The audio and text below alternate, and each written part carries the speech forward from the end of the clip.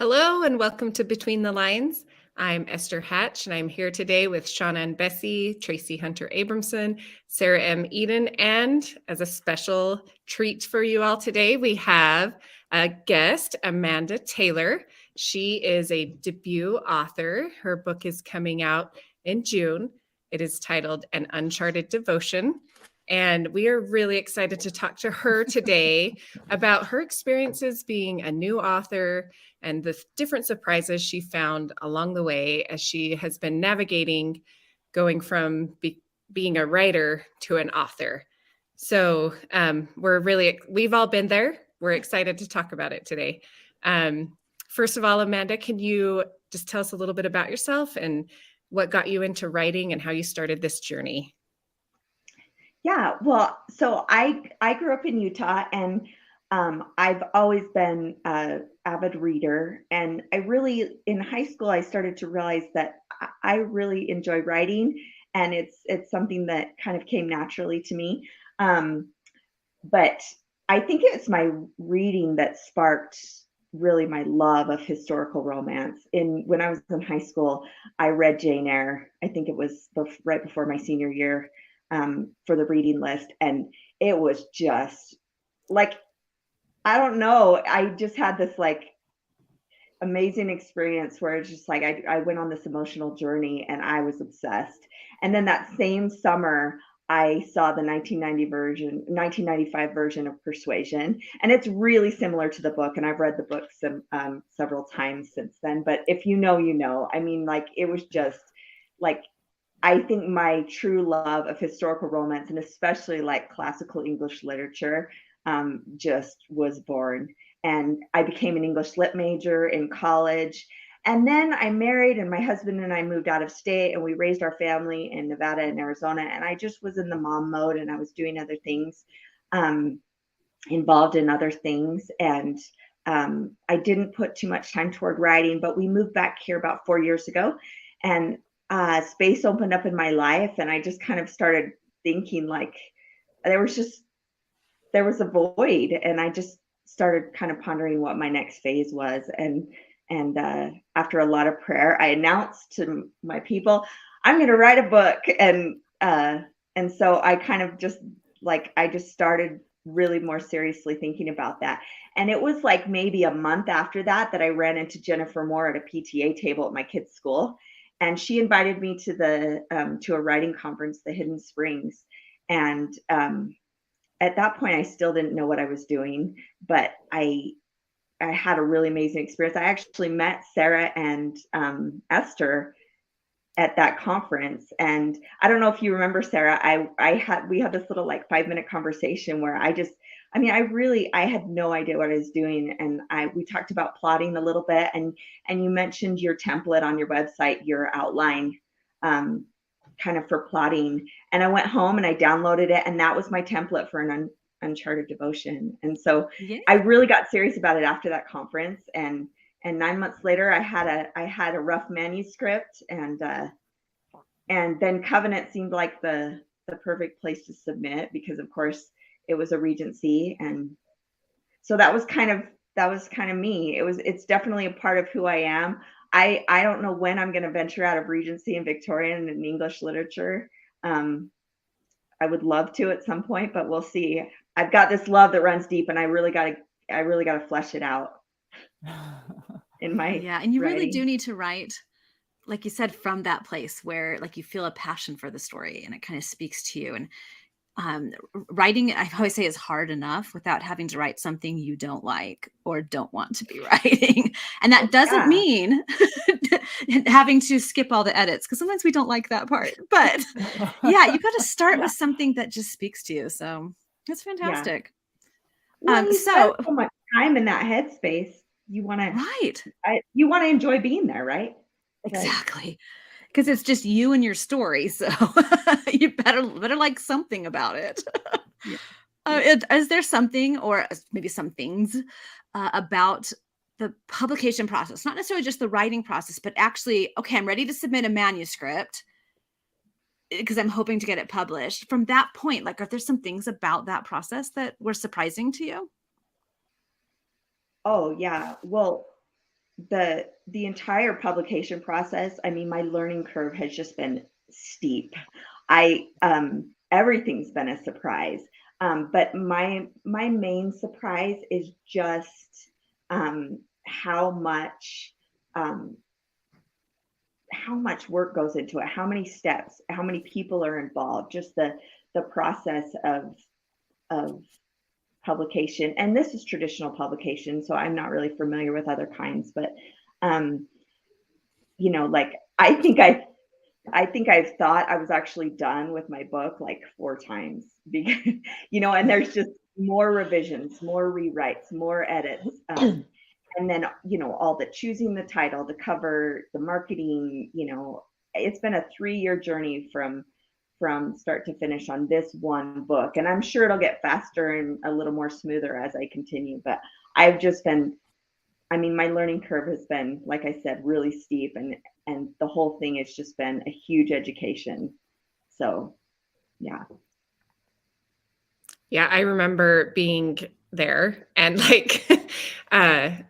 like how you said, like I turn it in and tell my husband I'm done, and my husband has definitely learned to be very skeptical of me ever saying a book is done. But yeah, it is funny how you said your learning curve is steep, and it's always interesting when you're kind of like, do I write a letter to someone and ask what's going on, or do I just roll with it and and just assume that everything's okay?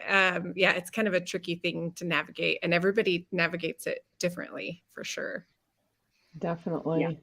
Yeah. Okay, so Amanda, what has been your favorite part, like total absolute favorite part of the process of releasing a book into the world? I know that's a tough question. That's a tough question because there's so many neat things, but I could probably narrow it down to 2 things. The first one is, so I haven't yet released the book into the world, but I have had some readers now. But it is just such a sweet experience, that connection that you have when a reader responds to what you've written. They love it, or something resonated with them, and it's just really fun to have that little conversation or time of connection. My husband and daughter were the first people that read my book, and my daughter called me. She was at college and she stayed up late and finished it, and we had this fun conversation about the characters, and it was just like my heart was on fire. It was so neat. And the same with some close friends, sharing it with, and just as I start to introduce it to the world, it's just really fun to have that connection with readers and just enjoy that process. And then I would also say that just the community of support that I have going through this process. The writer community in this niche that I'm in is so generous of heart and welcoming and robust, and I just feel like it's enriched my life in a huge way. So those are the, it's all about people, I guess, even though the writing's a solitary experience for me. It's just been about connection. So that's awesome. Yeah, and I agree with that. I think we all love the associations we've made through this writing community with each other, fellow writers, with people who work in the publishing house, and then of course with all the readers. And I agree with you, Amanda. I think that, when we talk about writing about something that's important to us and having that passion or part of us that we want to share, when we realize that what we've written has touched somebody in a positive way or lifted them, that's really what it's all about. When a few weeks from now, when you start doing book signings and you have people come through your line and tell you that, they were sitting at a bed or in a chair next to someone in a hospital bed, and your book was what helped them get through it, that's when you feel like you've done something really meaningful, and it just makes all the effort worthwhile, because it is a lot of work. It is all those steps. So let me ask you a question. putting that first book out into the world, it is such an amazing experience. So let's open this up to everyone. What advice would you give to any writer who is just starting out on this journey? What would you tell them? Well, I would first tell them to just be extremely patient with yourself, because there's so much feedback that's going to come, and there's so much learning to be done. And man, I remember the first time that I received feedback on my story, and I just thought to myself, you don't realize what you're asking me to do. You know, it felt like chiseling concrete to make those revisions and adjustments, because I just didn't have a ton of experience with it yet. But as I took those steps and I developed more confidence in myself and in the process, you know, I just found a way to do it, and I just continue to move forward. So, you know, this process is long and involved, and there's so many, and the thing is, I've realized too, is there's always another summit. Like, you're never going to arrive. Once you think you've arrived, you know, there's another summit that you're going to be tackling. So enjoy the journey and be patient with yourself. Yeah, I think that's great. The whole patience part, it's really hard. But like you said at the beginning, each of these stages takes so much time. It takes time to write a book. It takes time to have it accepted. It takes time before it's released. So being patient with yourself and also with the process, because when you do look back, when you finally have that book in your hand, every time, it doesn't matter how many books I publish, every time that happens, I look at it and realize that I've participated in a miracle. I have something that was not there before.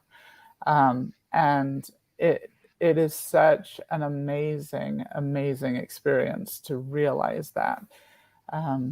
So yeah, just knowing that the journey takes time, but that the end result is worth it, I think helps us get through some of those hard patches. It really is worth it. It's kind of like I've always tell people, like, it's like a dream come true type career for sure. And sometimes it doesn't necessarily feel like it when you're in the middle and the thick of things. But I think that's why, like, advice I would give to people that are just starting out, or maybe they've been working on this for years and years, but they haven't gotten published yet, is kind of what you guys have said, is to enjoy the place they're in right now, which is maybe hard coming from someone who does have books published. But those were some of my favorite times in writing, was when the world was full of possibilities with my writing. Once you're published, you can branch out and do other things, but it sure is easier to stick with what you've been published in. And so, and just the excitement is still there. Back in those days, you're writing for the love of writing. And now we are writing for that, hopefully still, but also because it's our job now. So, and there's just something about it switching to a job that's just, I'm not going to say it's not as fun, but maybe. So I guess really try to enjoy whatever stage you're in. And I'm going to add one more little tidbit, and I've said this before, and that is just that no one gets to decide if you're an author or not except you. So especially once you get published, that first bad review you get or anything like that. I remember my first really bad review, and I thought my career was over, and months went by and my publisher didn't say anything about it, and I submitted my next book, and life went haven't on. Even read it. Oh, I'm sure. But that's not how it feels when that first book comes out and suddenly you're discovered to be a fraud, like that you knew you were all along. So, but even if my publisher had found it and thought, oh, we're done with her, there's lots of other ways to get published. You can keep writing. So that would be my other little thing. Mm-hmm. And I think the other thing to add on to that is to avoid the comparison game, because one of the things, like, comparison is the thief of joy, so it's like, enjoy the stage you're in, but don't worry about what everyone else is doing around you, because most of the people in our writing community are super supportive, and they're going to be so excited about all of our successes. And so I think it's just remembering that, beneath it all, it's what we put into the world. We're just trying to bring light into the world, and it's all going to be in our own way. We could all write the same story and it's going to be completely different. So it's just really fun to, again, you mentioned the writing community, to really embrace that and enjoy the friendships that come from that. Right. A piece of advice I got, I was like 15 to 20 books into my writing career before I got this, and I wish I'd gotten this advice sooner, is to take time to celebrate the milestones you hit. So the first time you finish writing a manuscript, I mean, whether or not you still have to do editing, celebrate that you finished it. When you get that next great idea, take some time to celebrate it. When you make that leap into submitting a manuscript or learning how to indie publish your manuscript, celebrate that you're making progress. I'm still not super good at this. I need to do better, but so much of what we do is so insular and so isolated that most people don't even realize we've had these accomplishments except us. And so if we don't acknowledge them, chances are no one will. And it's very easy to feel like you're just spinning your wheels, like you aren't getting anything done, or you're not making any progress, or it's easy to get very focused on how are my reviews, how is this being received? Because we haven't given ourselves that moment of, I really accomplished something incredible. And the advice was to celebrate the big things, but also the small things. It could just be, I managed to do that edit that felt like chiseling concrete, which, P.S., that's my new favorite metaphor, because I'm in the middle of a concrete chiseling edit right now. And it does feel impossible. But to just celebrate the little things that you do. And even if it's just, hey, good job, me. Maybe it's, I'm going to finally watch that, show on Netflix I wanted to, or whatever it might be. Yes, exactly. But just take time to acknowledge it, even if it's just to yourself, because you deserve to be celebrated. And sometimes you are the one who needs to do the celebrating. Yeah, I've definitely noticed that not everybody sees all the milestones. Right. So if you're looking for someone else to notice it, sometimes that's setting yourself up for some disappointment. So I love that advice, Sarah. Right. Amanda, thank you so much for joining us. Her new book, An Uncharted Devotion, comes out June 5th, right? Is that the date? Yes. Yeah. Yes. And I Save read it the a date. couple of weeks ago. It is super fun. It's very different from a typical Regency. I won't give any spoilers, but it was a different style than a lot of the Regencies you'll read, but it was so good, so heartfelt. Really enjoyed it. And we're really glad we had you on the show today, Amanda. Can you let our listeners know some of the places they can find you online and look up your book and things? Sure. My book is on Amazon up for pre-order, so you could just, search up An Uncharted Devotion. I'm also on Instagram. My handle's at author Amanda Taylor. And I do have a website, authoramandataylor.com. So contact me on either of those formats, and I'd love to connect. Awesome. Thanks so much, Amanda. For those of you listening, today we talked about all of us making this choice to move into publishing and what a big decision that was in our lives, and some of the hardships and amazing things that we found along the way. We'd love to hear if you have anything like that in your life, a point in your life where something changed for the better or for the more exciting, and if it turned out how you expected or differently. We'd love to hear that in the comments. Thanks so much for joining us, and we'll see you again next time on Between the Lines.